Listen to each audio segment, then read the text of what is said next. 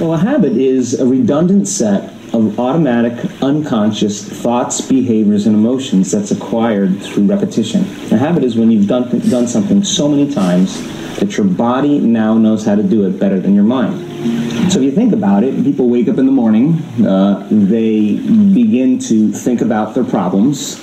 Those problems are circuits of memories in the brain.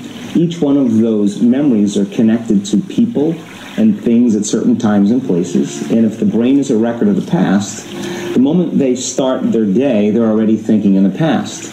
Each one of those memories has an emotion. Emotions are the end product of past experiences. So the moment they recall those memories of their problems, they all of a sudden feel unhappy, they feel sad, they feel pain. Now, how you think and how you feel creates your state of being. So the person's entire state of being when they start their day is in the past. So what does that mean? The familiar past will sooner or later be predictable future. So if you believe that your thoughts have something to do with your destiny, and you can't think greater than how you feel, or feelings have become the means of thinking, by very definition of emotions, you're thinking in the past. And for the most part, you're going to keep creating the same life.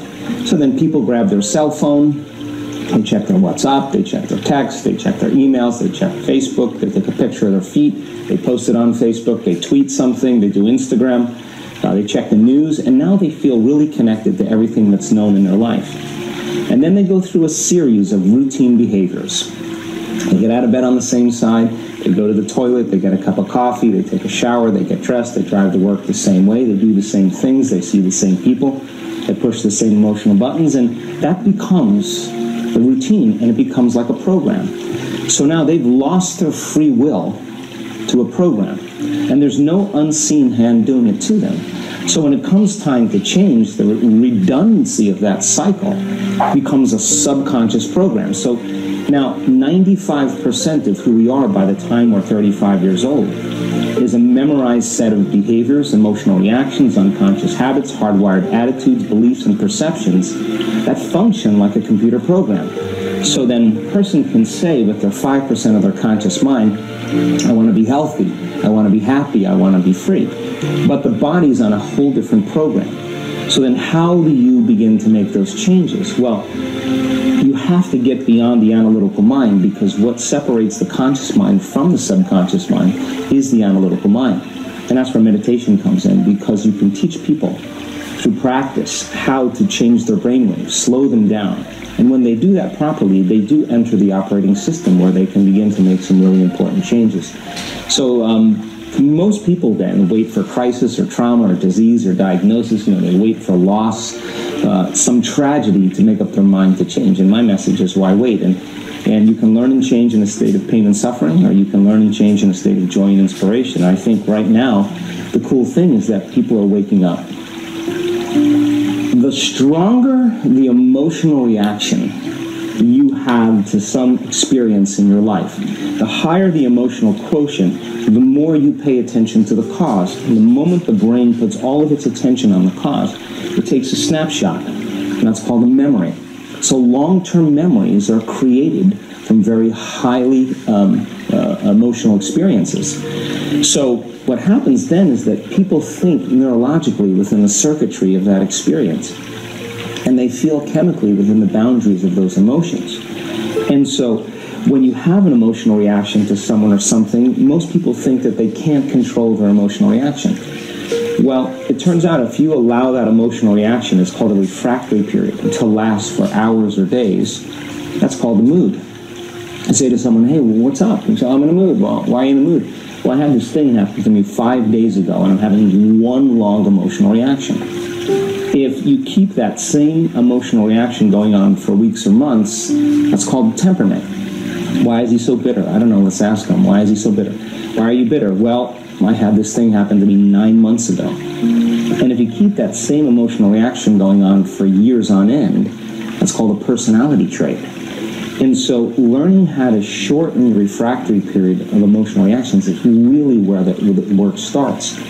So then people, when they have an event, what they do is they keep recalling the event because the emotions of stress hormones, the survival emotions, are saying pay attention to what happened because you want to be prepared if it happens again.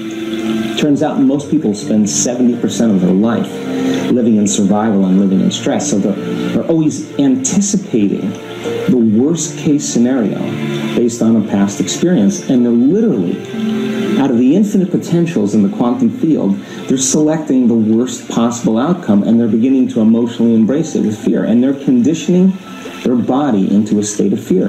Do that enough times, the body has a panic attack without you. You can't even predict it because it's programmed subconsciously. So then you say to the person, why are you this way? And they'll say, I am this way because of this event that happened to me 15 or 20 years ago. And what that means from a biological standpoint is that they haven't been able to change since that event. So then the emotions from the experience tend to give the body and the brain a rush of energy. So people become addicted to the rush of those emotions, and they use the problems and conditions in their life to reaffirm their limitation, so at least they can feel something. So now when it comes time to change, you say to the person, why are you this way? Well, every time they recall the event, they're producing the same chemistry in their brain and body as if the event is occurring, firing and wiring the same circuits and sending the same emotional signature to the body.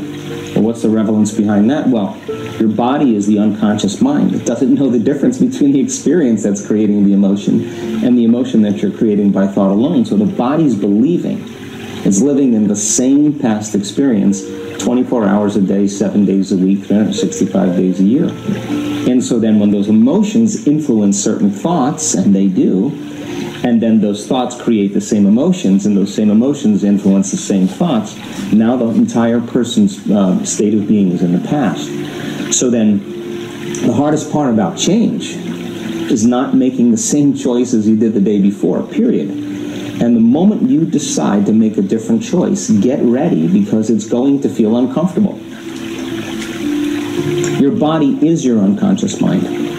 In a sense, if you're sitting down and you start thinking about some future worst-case scenario that you're conjuring up in your mind, and you begin to feel the emotion of that event, your body doesn't know the difference between the event that's taking place in your world, outer world, and what you're creating by emotion or thought alone. So most people then, they're constantly reaffirming their emotional states. So when it comes time to give up that emotion, they can say, I really want to do it. But really the body is stronger than the mind because it's been conditioned that way. So the servant now has become the master. And the person all of a sudden, once they step into that unknown, they'd rather feel guilt and suffering because at least they can predict it. Being in the unknown is a scary place for most people because the unknown is uncertain. And when people say to me, well, I can't predict my future, I'm in the unknown, and I always say the best way to predict your future is to create it. Not from the known, but from the unknown. What thoughts do you want to fire and wire in your brain? What behaviors do you want to demonstrate in one day? The act of rehearsing them mentally, closing your eyes, and rehearsing the action. If you're truly present, the brain does not know the difference between what you're imaging and what you're experiencing in 3D world.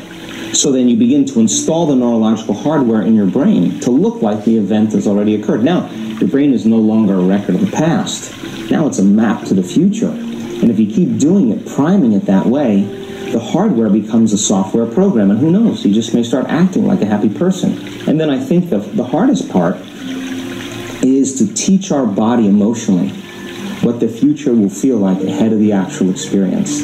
So what does that mean? You can't wait for your success to feel empowered.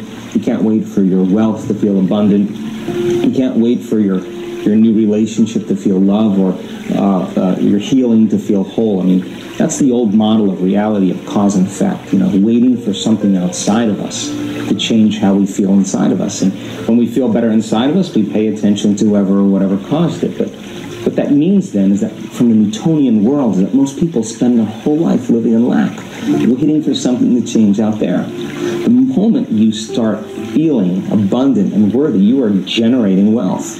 The moment you're empowered and feel it, you're beginning to step towards your success. The moment you start feeling whole, your healing begins. And when you love yourself and you love all of life, you'll create an equal. And now you're causing an effect.